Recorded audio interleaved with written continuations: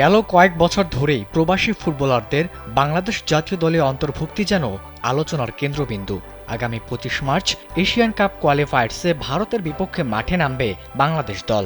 আর সেই ম্যাচকে সামনে রেখে রোববার ৩৮ সদস্যের প্রাথমিক দল ঘোষণা করেছে বাংলাদেশ ফুটবল ফেডারেশন। দলে হামজা চৌধুরীর থাকাটা আগে থেকেই ধারণা করা গেলেও বড় চমক স্কোয়াডে প্রথমবারের মতো যুক্ত হওয়া ইতালি প্রবাসী ফুটবলার ফাহমিদুল ইসলাম। ১৮ বছর বয়সী এই ফুটবলারের বাড়ি বাংলাদেশের ফেনী জেলায়, তবে তিনি বেড়ে উঠেছেন ইতালিতে, নিয়েছেন সে দেশের নাগরিকত্বও। বয়স ভিত্তিক পর্যায় থেকে ইতালিয়ান ঘরোয়া ক্লাব ইউসি সাম্পদোরিয়া ইউথ ক্লাবে খেলে এসেছেন ফাহমিদুল। ২০২০ সাল থেকে ২০২৪ সাল পর্যন্ত ক্লাবটির হয়ে অনূর্ধ্ব ১৭ ও অনূর্ধ্ব ১৮ পর্যায়ে খেলার পর ২০২৪ এর জুলাইয়ে যোগ দেন লিগোরেনা ক্লাবে। অত্যাধুনিক ফিচার সম্বলিত বিভিন্ন সাইজ আর কালারের ২৫০টিরও বেশি ডিজাইন অপশন নিয়ে ওয়ালটন স্মার্ট ফ্রিজ, বোঝে আপনার প্রয়োজন।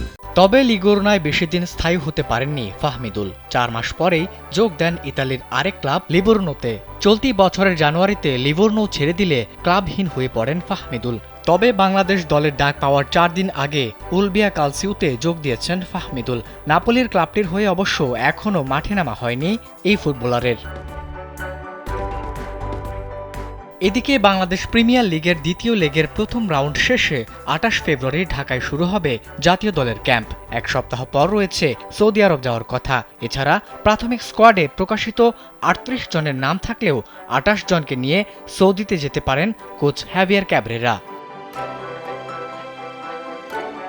অন্যদিকে দেশের লাখ লাখ ফুটবল সমর্থকরা মনে করেন হামজা ফাহমিদুলদের মতো তরুণ প্রতিভাবান প্রবাসী ফুটবলাররা নিঃসন্দেহে তাদের অভিজ্ঞতাকে কাজে লাগিয়ে বাংলাদেশের ফুটবলের জন্য সাফল্য বয়ে আনবে। তাই তো এখন শুধু দেখার অপেক্ষা ভক্তদের মনের আশাকে গুরুত্ব দিয়ে তারাও দলকে কতটুকু এগিয়ে নিয়ে যেতে পারে। আবিদ হাসান, কালবেলা।